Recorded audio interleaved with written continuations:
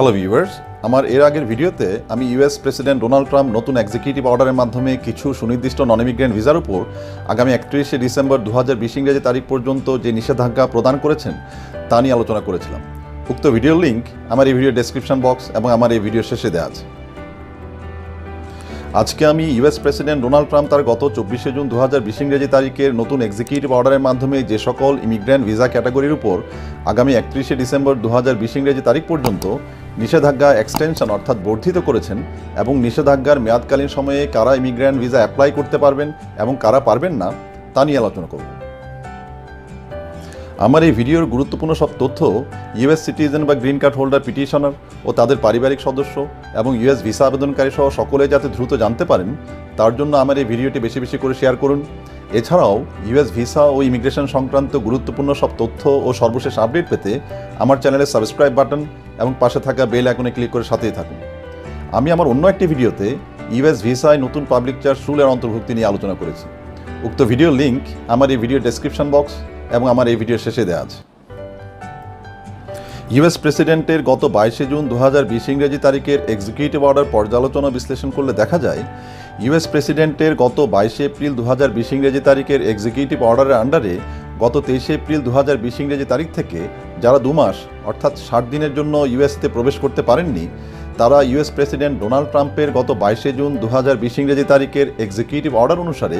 আগামী 31শে ডিসেম্বর 2020 ইংরেজি তারিখ পর্যন্ত ইউএস এমবাসি ঢাকায় ইউএস ইমিগ্রেন্ট ভিসা অ্যাপ্লাই করতে বা অ্যাপয়েন্টমেন্ট বা ইমিগ্রেন্ট ভিসা পাবেন না। আপনি যদি ইউএস সিটিজেনের পিতামাতা, বিবাহিত সন্তান অথবা 21 বছরের অধিক বয়সী অবিবাহিত সন্তান, ভাই বোন ও তাদের সন্তান অথবা ইউএস গ্রিন কার্ড হোল্ডারের স্বামী বা স্ত্রী এবং তাদের 21 বছরের কম বা অধিক বয়সী অবিবাহিত সন্তান হয়ে থাকেন এবং ইমিগ্রেন্ট ভিসার ইন্টারভিউ ডেট পাওয়ার পর করোনা ভাইরাস পরিস্থিতির কারণে ইউএস এমবাসি ঢাকাতে গত 19শে মার্চ 2020 ইংরেজি তারিখ থেকে ইমিগ্রেন্ট ভিসা ইন্টারভিউ সাময়িকভাবে পোস্টপোন অর্থাৎ স্থগিত আছে, অথবা আপনার বা আপনাদের ইমিগ্রেন্ট ভিসা ইন্টারভিউ হয়ে গেছে কিন্তু 22শে এপ্রিল 2020 ইংরেজি তারিখ বা এর আগে ইউএস এমবাসি ঢাকা থেকে আপনার বা আপনাদের ইমিগ্রেন্ট ভিসা ইস্যু হয়নি, সেক্ষেত্রে 23শে এপ্রিল 2020 ইংরেজি তারিখ থেকে আগামী 31শে ডিসেম্বর 2020 ইংরেজি তারিখ পর্যন্ত আপনি বা আপনারা ইউএসএতে প্রবেশ করতে পারবেন না। তাই আমি আজকের ভিডিওটিতে যে গুরুত্বপূর্ণ মেসেজটি দিব তা হচ্ছে গত 22শে এপ্রিল 2020 ইংরেজি তারিখে ইমিগ্রেন্ট ভিসার উপর ইউএস প্রেসিডেন্ট ডোনাল্ড ট্রাম্প যে নিষেধাজ্ঞা প্রদান করেছিলেন তা তিনি 22শে জুন 2020 ইংরেজি তারিখে নতুন প্রোক্লামেশন তথা এক্সিকিউটিভ অর্ডারের মাধ্যমে আগামী 31শে ডিসেম্বর 2020 ইংরেজি তারিখ পর্যন্ত এক্সটেনশন অর্থাৎ বর্ধিত করেছেন। ইমিগ্রেন্ট ভিসায় নিষেধাজ্ঞার বিষয়ে ইউএস প্রেসিডেন্ট ডোনাল্ড ট্রাম্পের গত 22শে এপ্রিল 2020 ইংরেজি তারিখের এক্সিকিউটিভ অর্ডারের উপর আমি অন্য একটি ভিডিও করেছি। উক্ত ভিডিওর লিঙ্ক আমার এই ভিডিও ডেসক্রিপশন বক্সে দেওয়া আছে। আপনি চাইলে বিস্তারিত জানার জন্য আমার ওই ভিডিওটি দেখতে পারেন। মনে রাখবেন, আপনি যদি ইউএস সিটিজেনের পিতামাতা, 21 বছরের অধিক বয়সী বিবাহিত বা অবিবাহিত সন্তান, ভাই বোন হয়ে থাকেন অথবা ইউএস গ্রিন কার্ড হোল্ডারের স্বামী বা স্ত্রী এবং 21 বছরের কম বা অধিক বয়সী অবিবাহিত সন্তান হয়ে থাকেন এবং ইউএস এমবাসি ঢাকা থেকে আপনার বা আপনাদের ইমিগ্রেন্ট ভিসা যদি 22শে এপ্রিল 2020 ইংরেজি তারিখ বা এর আগে ইস্যু না হয়ে থাকে এবং ইমিগ্রেন্ট ভিসা ইস্যু হওয়ার পর যদি ইতিমধ্যে ভিসার মেয়াদ শেষ হয়ে যায়, সেক্ষেত্রে ইউএস প্রেসিডেন্ট ডোনাল্ড ট্রাম্পের গত 22শে জুন 2020 ইংরেজি তারিখের এক্সিকিউটিভ অর্ডার অনুসারে আপনি বা আপনারা আগামী 31শে ডিসেম্বর 2020 ইংরেজি তারিখ পর্যন্ত ইউএসএতে প্রবেশ করতে পারবেন না। এখন আমি আপনাদের জানাবো ইউএস প্রেসিডেন্ট ডোনাল্ড ট্রাম্পের গত 22শে জুন 2020 ইংরেজি তারিখের এক্সিকিউটিভ অর্ডার তথা ইমিগ্রেশন নিষেধাজ্ঞা কাদের জন্য প্রযোজ্য হবে না, অর্থাৎ কারা এই নিষেধাজ্ঞার মেয়াদকালীন সময়ে ইউএসএর সংশ্লিষ্ট ইমিগ্রেশন ডিপার্টমেন্ট অর্থাৎ ইউএসসিআইএসে ইমিগ্রেন্ট ভিসা পিটিশন ফাইল করতে পারবেন বা ন্যাশনাল ভিসা সেন্টারে ইমিগ্রেন্ট ভিসার কেস ফাইল প্রসেস করতে পারবেন এবং ইউএস এমবাসি ঢাকাতে ইমিগ্রেন্ট ভিসা অ্যাপ্লাই করতে পারবেন এবং ইউএসএতে প্রবেশ করতে পারবেন। ইউএস প্রেসিডেন্টের ইমিগ্রেশন সাসপেনশনের ঘোষণা তথা এক্সিকিউটিভ অর্ডার পর্যালোচনা ও বিশ্লেষণ করলে আরও দেখা যায় ইউএস সিটিজেন তার স্বামী বা স্ত্রী ও 21 বছরের কম বয়সী অবিবাহিত সন্তান যদি থাকে তার বা তাদের জন্য নিষেধাজ্ঞার মেয়াদকালীন যে কোনো সময় ইউএসসিআইএসে ইমিগ্রেন্ট ভিসা পিটিশন ফাইল করতে বা ন্যাশনাল ভিসা সেন্টার থেকে ওয়েলকাম লেটার অর্থাৎ immigrant visa case creation notice আসার পর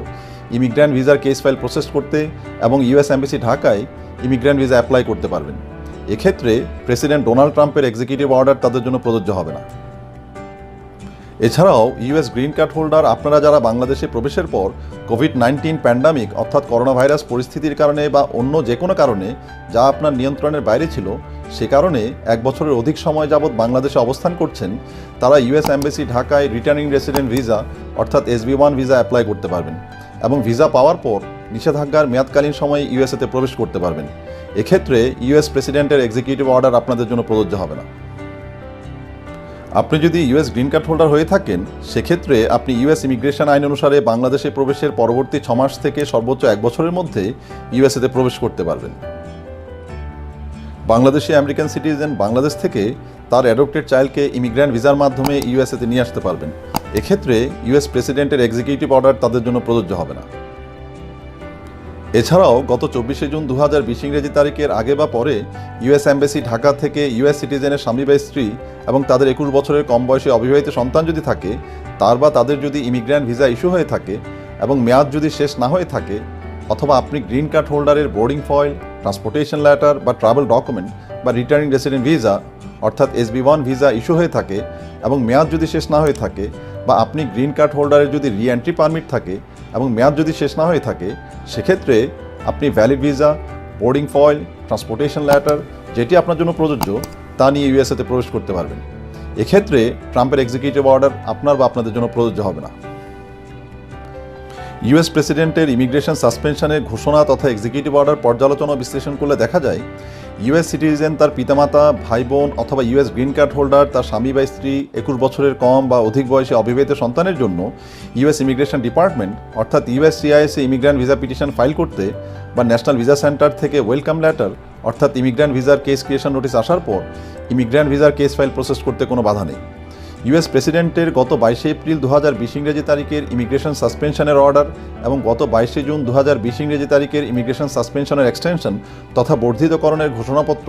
অর্থাৎ এক্সিকিউটিভ অর্ডারে এ বিষয়ে কোনো কিছু উল্লেখ নেই। যেহেতু ইউএস প্রেসিডেন্ট ডোনাল্ড ট্রাম্প তার গত 22শে জুন 2020 ইংরেজি তারিখের এক্সিকিউটিভ অর্ডারে স্পষ্টভাবে উল্লেখ করেছেন তিনি প্রয়োজন হলে তার এক্সিকিউটিভ অর্ডার কন্টিনিউ করবেন, অর্থাৎ প্রয়োজন হলে ভিসা সাসপেনশনের সময় বর্ধিত করবেন এবং তার এক্সিকিউটিভ অর্ডারে কোনো পরিবর্তন করার প্রয়োজন হলে এই নিষেধাজ্ঞা কার্যকর হওয়ার তারিখ থেকে পরবর্তী 30 দিনের মধ্যে এবং তৎপরবর্তী প্রতি 60 দিন অন্তর অন্তর secretary of labour, secretary of homeland security ও সেক্রেটারি অফ স্টেটের সুপারিশক্রমে তিনি তা করবেন।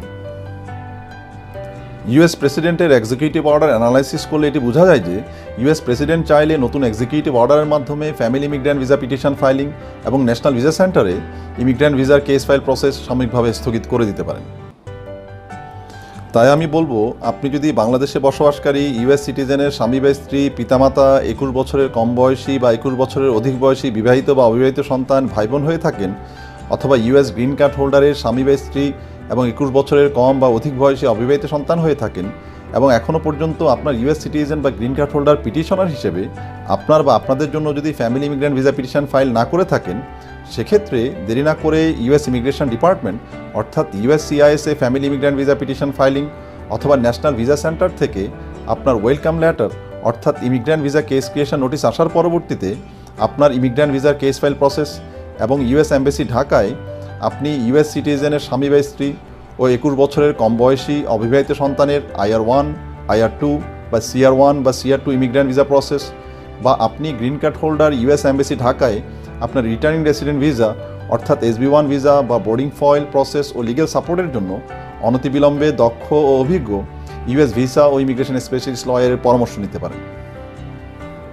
ইউএস ফ্যামিলি ইমিগ্র্যান্ট ভিসা পিটিশনের সাথে আপনার কেস ফ্যাক্টসের উপর ভিত্তি করে কোন কোন সাপোর্টিং ডকুমেন্ট বা এভিডেন্স সাবমিট করতে হবে, অথবা ন্যাশনাল ভিসা সেন্টার থেকে ওয়েলকাম লেটার অর্থাৎ immigrant visa case creation notice আসার পর আপনার ইমিগ্র্যান্ট ভিসার কেস ফাইল প্রসেসিংয়ের জন্য কোন কোন সাপোর্টিং ডকুমেন্ট কীভাবে প্রস্তুত করতে হবে ও সাবমিট করতে হবে এবং কোনো রকম ঝামেলা ছাড়াই এক চান্সে অর্থাৎ প্রথম ধাপেই ইউএসসিআইএসে আপনার ফ্যামিলি ইমিগ্র্যান্ট ভিসা পিটিশন কীভাবে অনুমোদন হবে বা ন্যাশনাল ভিসা সেন্টারে আপনার ইমিগ্র্যান্ট ভিসার কেস ফাইল প্রসেসিংয়ের পর কীভাবে অনুমোদন হবে, সে ব্যাপারে আপনাকে আইনগত বিষয়গুলো ভালোভাবে জেনে ও বুঝে প্রয়োজনীয় প্রস্তুতি নিতে হবে। আপনি যদি ইউএস ইমিগ্রেশন ডিপার্টমেন্ট অর্থাৎ ইউএসসিআইএসএ family immigrant visa petition file ও প্রসেস করতে চান, বা ন্যাশনাল ভিসা সেন্টার থেকে ওয়েলকাম লেটার অর্থাৎ immigrant visa case creation notice আসার পর ন্যাশনাল ভিসা সেন্টারে আপনার ইমিগ্র্যান্ট ভিসার কেস ফাইল প্রসেস করতে চান, অথবা আপনার ইমিগ্র্যান্ট ভিসার প্রায়োরিটি ডেট কারেন্ট হওয়ার পরও যদি আপনি ন্যাশনাল ভিসা সেন্টার থেকে এখনও পর্যন্ত ওয়েলকাম লেটার অর্থাৎ immigrant visa case creation notice না পেয়ে থাকেন, অথবা আপনি যদি ইউএসসিআইএস থেকে রিকোয়েস্ট ফর এভিডেন্স নোটিস পাওয়ার পর কী করবেন তা বুঝতে পারছেন না, বা আপনি ইউএস সিটিজেনের স্বামী বা স্ত্রী ও 21 বছরের কম বয়সী অবিবাহিত সন্তান যদি আপনার বা আপনাদের IR1, IR2 বা CR1, CR2 immigrant visa process করতে চান, বা আপনি ইউএস গ্রিন কার্ড হোল্ডার যদি ইউএস এমবেসি ঢাকায় রিটার্নিং রেসিডেন্ট ভিসা